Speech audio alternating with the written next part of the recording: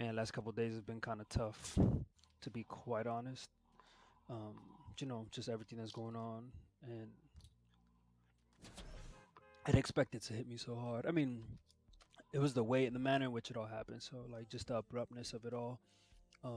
Growing up, I was never a diehard Kobe fan. I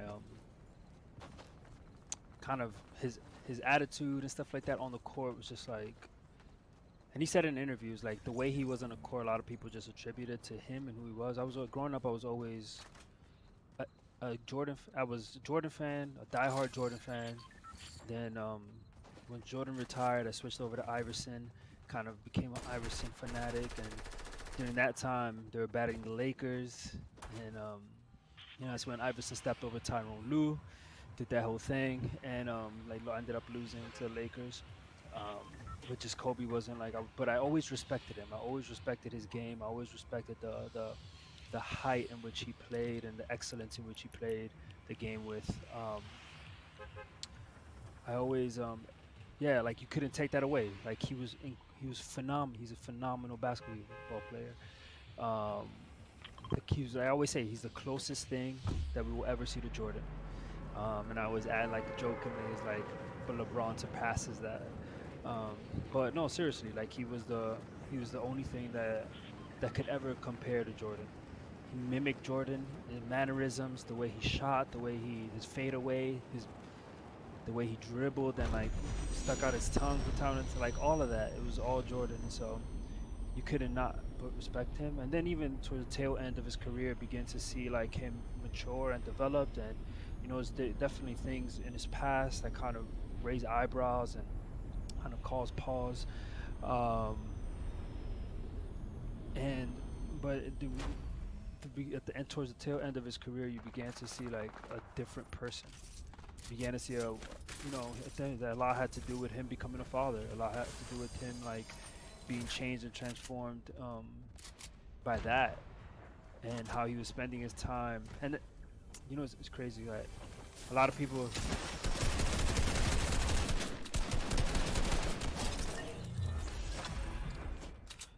have a lot of issues transitioning into new careers. When you're great and excellent in one thing in one space, a lot of times people don't know what to do after the fact. People don't know what to do like once they've transitioned from one space, and like they don't their identity they because their identity is so tied to that. It's like, man, what do I do now? A lot of people just don't know how to figure that out. And so Kobe began to see kind of a lot of get to see some of that like resolve to like to grow, to expand, to develop, to become greater, and to apply a lot of that. As people will say, that Mamba mentality to another sphere of life.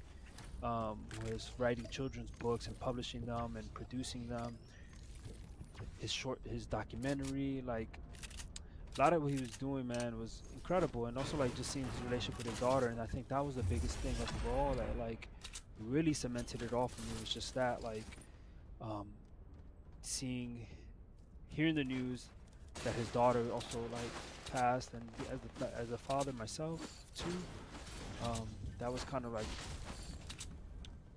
really really hard to like process, to think through that just begin to imagine like what those last moments were.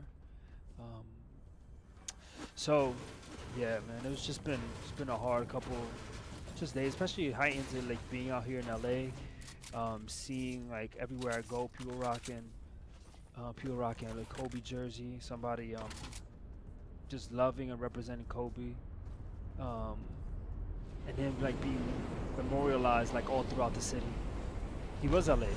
He was a thing that held this like the city together oftentimes, and like wherever he went was nothing but respect and love for Kobe. And so to see him like just go, man, like in the manner in which he left, it's just been hard. Like I was watching Skip Bayless the other day, and he was talking about how Prince or MJ or Michael Jackson or like all these huge celebrities and icons like pass away, but we see kind of it coming. We see like some self-destructive patterns and stuff like that, and like things that are like, man, this is not good. there's some kind of warning, like if you wouldn't be surprised, it would hurt, of course, but you wouldn't be surprised. But this was just blindsided so many people, and you've seen it by the way. So many people have been grieving, so many people have been processing all of this, um, from NBA players to actors to celebrities to regular people who have stories about Kobe Bryant. My wife has a bunch of friends that live in Newport Beach where he was living, where he lived, and they would see him all around, and they would see his daughters. They would see his daughters from time to time. So like it was just tangible. Like people would see him. He would be. That's one of the reasons why he took helicopters, was so that he can be able to, um, which is so encouraging to me. Like as my as a father, it's like he did that sacrifice. He took helicopters so that he wouldn't miss games, so that he wouldn't miss practice, so that he wouldn't miss these opportunities, like these things with his daughters, these moments with his daughters that he would like want to be at. And his father, like I feel that, I felt that, like you make these sacrifices, you do these things so that you don't miss those moments, because you never know how long they'll last and how long they'll be. Um, so yeah, man, it's just been kind of tragic, the whole situation, man, for real.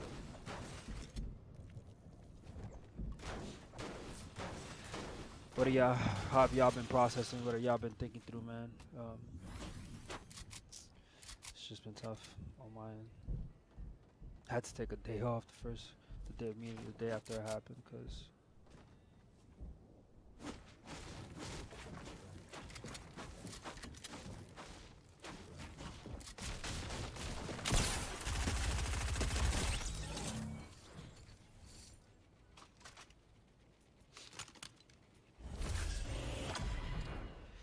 thank you, Manny. Appreciate it, bro. I'm not even like fully paying attention right now. I'm just like thinking about Kobe and like thinking about the whole situation, kind of like processing it all and decompressing. And yeah, thankfully, I mean, thank God, like I've been able to have like some. Oh, I'm on the East Coast. I have to change that after. Some incredible conversations. Nah, just been like sharing about Kobe and like my processing and like everything that that I've been thinking through, and just the tragedy of it all. And like thankfully, I've had like have a couple of like incredible group chats that we're all processing this together, and just like seeing like the effect that this has had on so many like people. It's been kind of incredible to see. Sometimes like you guys, I mean, I know for me, I was for sure, and like I'm a man of faith. Like I believe God is good, God is kind, God is gracious. But at the same time, like there's so many things in life that we don't question. Like I mean, I think over the last couple of years, for me especially, like having people really close to me pass, and just the reality like of death has been hitting harder. Like the older I get, um, has just been like gosh, this guy.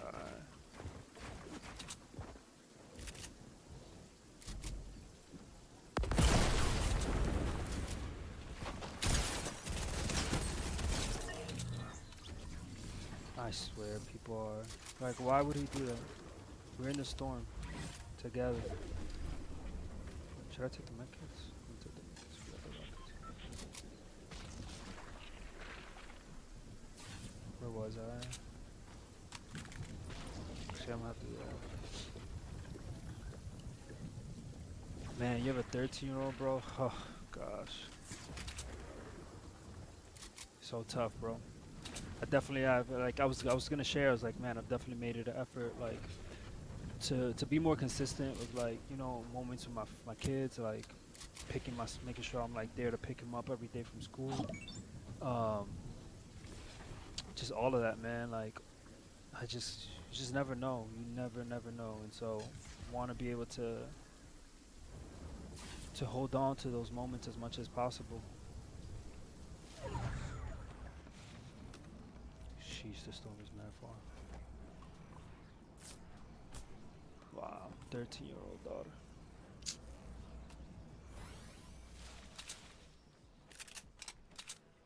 I'm not even gonna do this.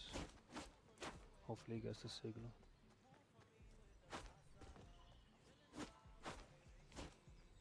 Let's just move on. Not trying to fight.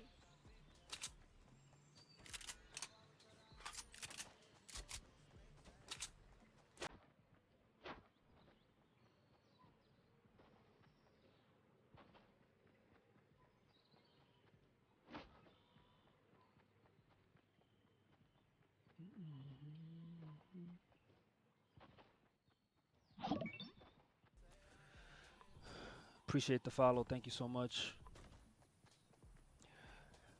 Glock Stats and Vanguard. Thank you so much. Appreciate the follows.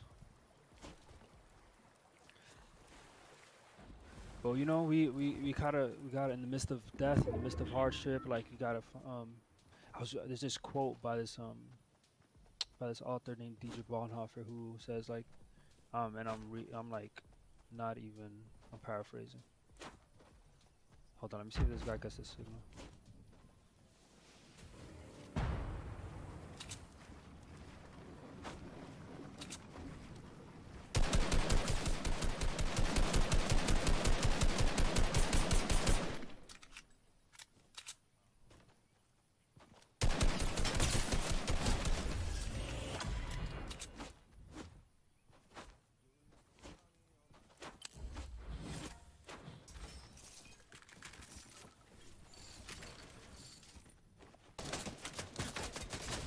So how many people are in the storm?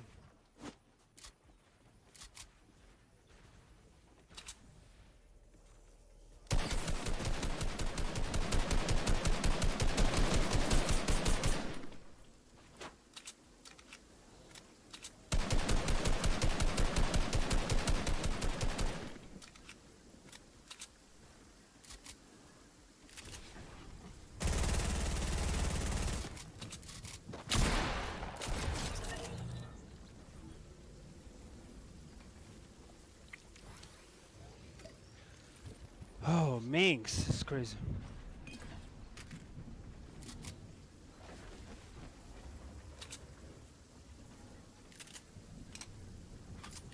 Where's that other dude?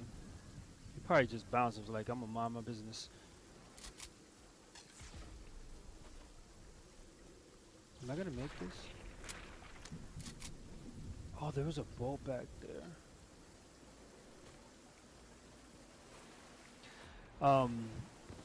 Yeah, so I forgot what I was gonna say.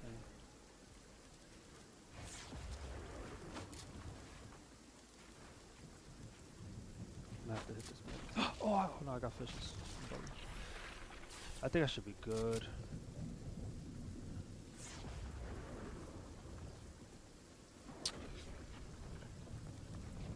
Yeah, it's like I've definitely gotten older, man. Just making sure, like, you know, I don't have the answers to things. Sometimes I ask God why, like God. Oh, I was gonna share that quote. So there's this quote by this author named Dietrich Bonhoeffer, and it goes something like, "God never tries to replace like the people that we've lost and kind of like replace those, but leaves it empty so that we can hold on and holding on to those like empty memories. Like we keep our connection to them alive, to these people that we've lost. And so I find that to be so true about like, you know, it hurts and it's like it feels like there's a hole because we've lost these people, but they're not God's not like there to he's not trying to fill those holes. Like he leaves them empty so that we can remember these people, so that we can preserve like who they were and what they were to us, and the meaning and the love that they have for us. And um so that's what I try to do, man, like in the midst of it all, like whether it's my like DJ official, um where there's like people that I've loved dearly and cared for. And so just like remember them, remember who they were and what they were to me, and the special moments that I had with them.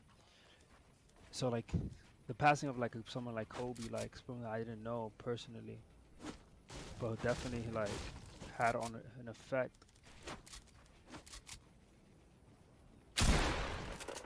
Where is this person? On my life, definitely like looking to remember those like those great memories that Kobe that we have of Kobe. playing the game, like how he helped us like fall in love with this game even more. So it's hard. It's tough. It is tough. Yeah, I was quoting Bonhoeffer, Manny.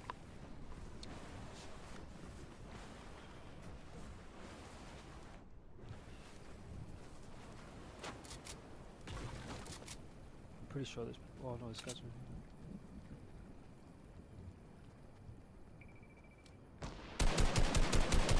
What is this balloon?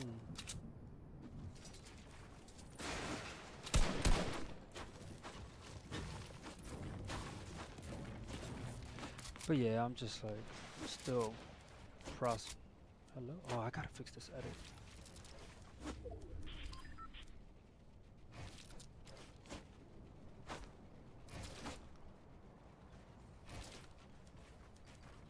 Still processing it all and trying to figure out like, man, all of it out. What do you think about the other teams retiring his numbers? I think that's an incredible. That would be an incredible gesture. And honestly, like I'm one to think that it's not enough. Like for someone of Kobe's stature, like to just leave us like that. I don't know if it's enough to like. There's not. I don't feel like there's enough you can do. For Kobe, I honestly think they should replace. He should be the new logo. They should they should replace Jerry West with Kobe. Um, because of what he meant to this. How is this How is this all destroyed? Because of what he meant to this generation, like who he, like the caliber of star he was. And honestly, I don't think Jerry West would mind. This guy has a rocket.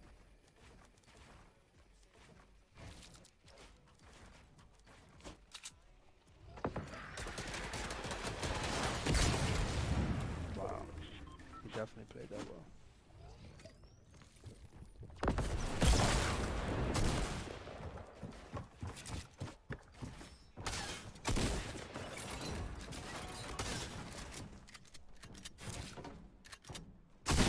Sheesh.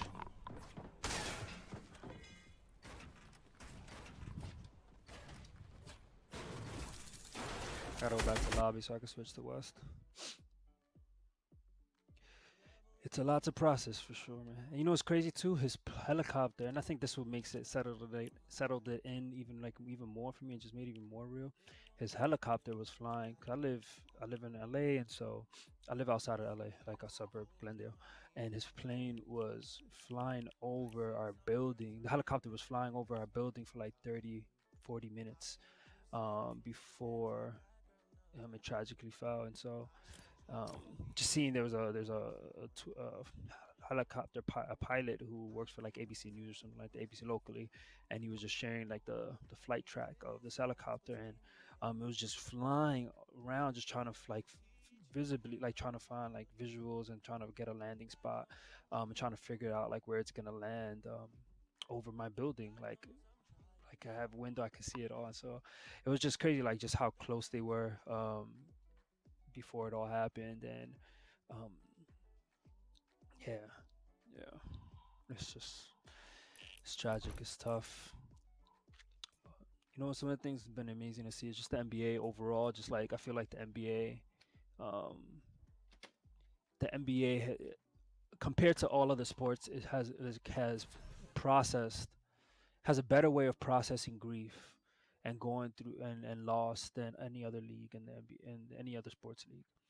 At least publicly, they come together, they honor their legends, they honor their member, like the people who have come through the NBA door, and like as family. And you know, it's definitely, it's not perfect, um but I think they do one hell of a job, whether it's like them coming together and talking through it and publicly like grieving. And of course there needs to be private grieving and not everything is public. And I don't think that's all health. I don't think that's healthy. It's just like I think there has to be private moments, and for sure they do that. But I think as as a collective, like today I was watching a clip from Shaq and Jerry West and Ernie, and like all of them, Reggie Miller, like all of you have different generations of players. You have different generations of of NBA icons like all collectively like grieving through this together, and memorializing like Kobe and his legacy, and also like the gestures that their NBA players are making throughout the league, like the 8 second and 24 second violations to start the game. I think that honestly stuff like that specifically, it would be amazing. I think as a great way to honor Kobe, so that if it could continue throughout the rest of the season. Um, that would be such a beautiful thing, to see that all happen. Every game starts off with like the 8 second and 24 second violations, just to take the moment and honor Kobe and what he meant to the game, like what he meant like in between those in between those four lines. And so, um, yeah.